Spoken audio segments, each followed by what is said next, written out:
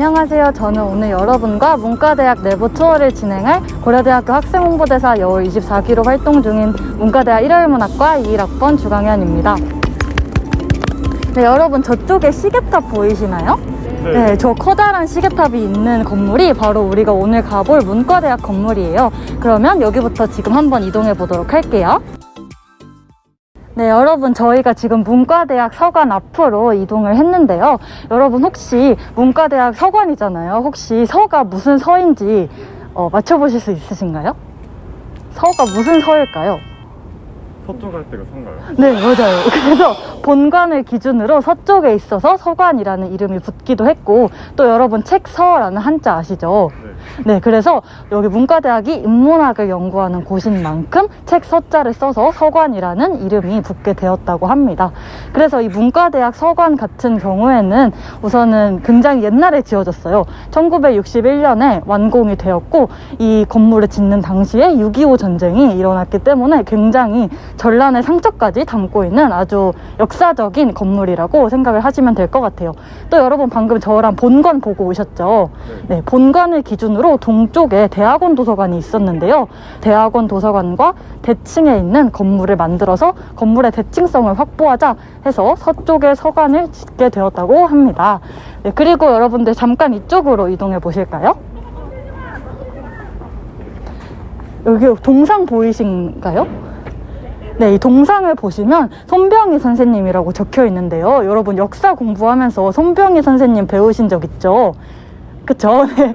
민족대표 33인 중 한 명이셨고 동학농민운동에 앞장서서 싸우신 분인데요. 고려대학교가 재정난에 휩쓸려 있을 때 재정난으로부터 저희를 인수해 주신 그런 분이기 때문에 이렇게 서관의 앞에 동상을 세워서 기리고 있다고 합니다. 여기 위에 보시면은 시계탑 아까 보셨죠? 네, 이 시계탑이 바로 저희 서관의 트레이드 마크라고 할 수 있는 부분이에요.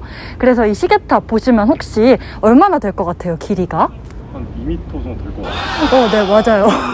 이 시계탑은 1.8m라는 아주 높은 높이를 가지고 있습니다. 그래서 저희 고려대학교의 교우이신 쌍용그룹 김성곤 회장님께서 800만 원의 거금을 지원을 해주셨기 때문에 건축된 건축물이라고 보시면 될 것 같고요.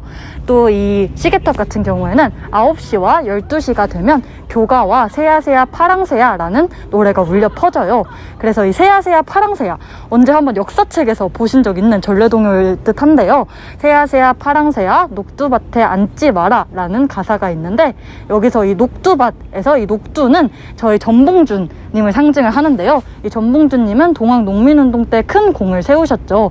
그래서 이러한 저항정신을 기리기 위해서 이런 노래가 나오게 된 것이라고 합니다. 그리고 여러분 혹시 FM 아시나요? 네. 그쵸, FM 알죠? 저희 문과대학 FM이 녹두문대라고 외치거든요. 이때 이 녹두문대도 바로 이러한 저항정신을 이어받고자 녹두문대라는 이름이 붙게 되었다고 합니다. 여기는 문과대학 행정실이고요. 저희 학교 문과대학에서 행정적인 업무를 처리하는 곳이에요. 그리고 여러분 이쪽에 보시면 게시판 보이시죠? 네, 저희 고등학교 때도 학교에 대한 정보를 전달할 때 게시판을 통해서 전달을 했는데, 대학교에도 마찬가지로 이렇게 게시판을 활용해서 문과대학에 관한 소식을 전하고 있어요. 그래서 여러분들도 새내기가 돼서 학교에 오신다면 한 번쯤은 확인을 해보시는 게 좋겠죠. 네, 여러분 여기 보시면 도서 나눔 서가라고 적혀 있죠. 네, 여기가 바로 책 기증소라는 공간인데요. 저희 문과대학 서관이 책서라는 의미를 가지고 있는 것처럼 이렇게 책 기증소를 통해서 여러 사람들이 책을 읽을 수 있게 마련되어 있습니다. 네, 여러분 여기 보시면 사물함이 있죠.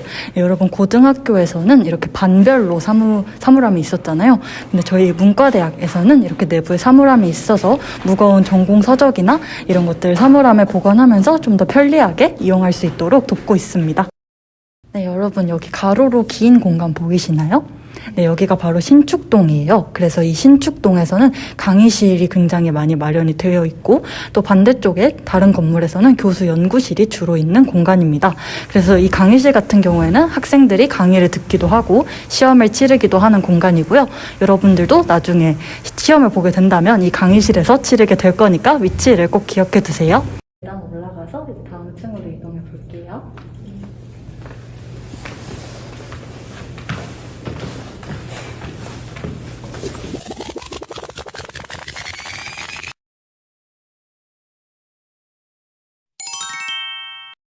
저희 아까 3층에서 계단을 타고 올라왔잖아요. 그러면 4층이어야 되는데 여기 보시면 몇 층이라고 써있죠?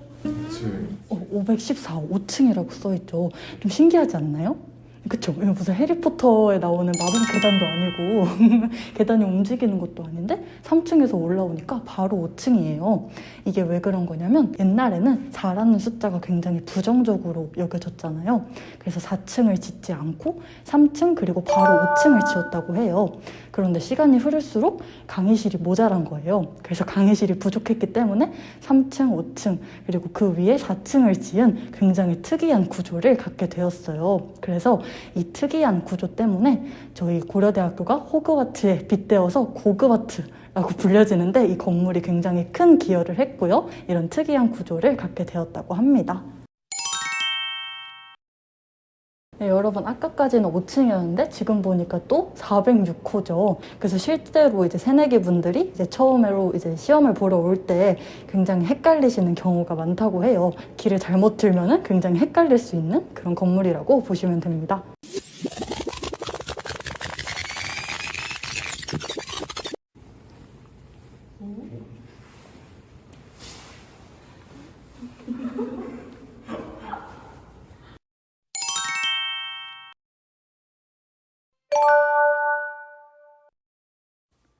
네, 여러분 여기 보시면 계단을 반층만 내려가도 바로 또 다른 공간이 있죠. 네, 이게 바로 저희 서관의 또 다른 특이한 점인데요. 바로 0.5층이 존재한다는 것입니다. 그래서 이 이유는 저희 서관이 강의동과 연구동으로 나누어져 있기 때문에 증축을 하는 과정에서 층고가 달랐어요. 그렇기 때문에 이렇게 한 계단을 반 개만 내려가도 또 다른 공간이 있는 신기한 구조를 갖게 되었다고 합니다. 1학년 때는 그럼 어떤 전공 과목을 들어야 하는지 궁금해요. 네, 보통 1학년 때는 전공을 듣지 않거나 한 개 정도 듣는 경우가 제일 많은데 제가 꿀팁을 드리자면 고려대학교 일요일문학과 홈페이지에 들어가시면 레벨별로 전공을 나누어 둔 게 있어요. 그래서 1단계부터 2단계, 3단계, 4단계 이렇게 써 있는 게 있거든요. 그거를 잘 살펴보시고 쉬운 전공을 들어서 듣는 걸 제일 추천해 드리고요. 저 같은 경우에는 일본어 회화원, 장문원, 독해원이 1학년 때 듣기에 좀 적합한 과목이라고 생각을 해서 추천을 드립니다. 네. 혹시 그 시간표 짤 때 꿀팁 같은 게 있을까요? 우선은 꿀팁을 드리자면 일단 제가 말씀드린 대로 전공은 한 개 정도 포함을 하는 게 공부에 하는 데 도움이 될 것 같고 저희 학교에 스포츠 과목이 굉장히 많아요. 근데 이 스포츠 과목이 대면으로 진행되는 경우가 굉장히 많기 때문에 친구를 사귀기 굉장히 좋은 기회가 될 수도 있거든요. 뭐 빙상이나 테니스 뭐 이런 과목 1학점밖에 안 하니까 좀 편하게 들으실 수 있으니까 듣는 거 추천드려요. 일요일문학과나 문과대학 같은 경우는 진로가 보통 어떻게 잡히는지 일단은 일요일문학과 같은 경우에는 일단은 굉장히 나아갈 수 있는 방향이 굉장히 많다고 보시면 돼요. 저희 과 같은 경우에는 이중전공의 비율이 굉장히 높은데요. 그래서 경영학과를 이중전공해서 저 같은 경우에는 일본 무역이나 아니면은 일본과 관련된 교류나 마케팅 그쪽으로 나가시는 분들도 굉장히 많이 봤고 또 은근 로스쿨을 준비하시는 분들도 많아서 국제변호사 준비하시는 분도 많이 봤고요. 또 아니면 순수 일본 문학에 관심이 있으시는 분들은 일본 문학과 관련된 일을 하거나 아니면 교직 기술을 통해서 일본어 교사를 하거나. 그리고 혹시 이중전공과 복수전공의 차이를 알 수 있을까요? 네, 우선은 복수 전공은 이제 여러분들의 전공 과목을 마치고 나서 이제 또 다른 과목을 수강을 하는 거예요. 그래서 졸업을 할 때 졸업장이 2개가 나와요. 그래서 2개의 과목을 좀 더 전문적으로 배울 수 있는 게 이제 복수 전공이고 이중 전공 같은 경우에는 이제 2학년 때 모집을 하는데요.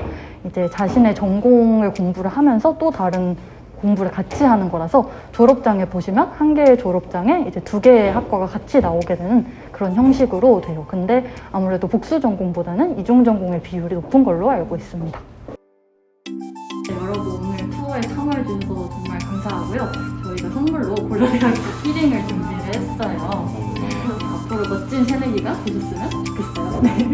그러면 지금까지 저희 투어를 진행한 고려대학교 학생홍보대사 6월 24기로 활동 중인 문과대학 일요일문학과 21학번 주강현이었습니다. 모두 정말 감사합니다.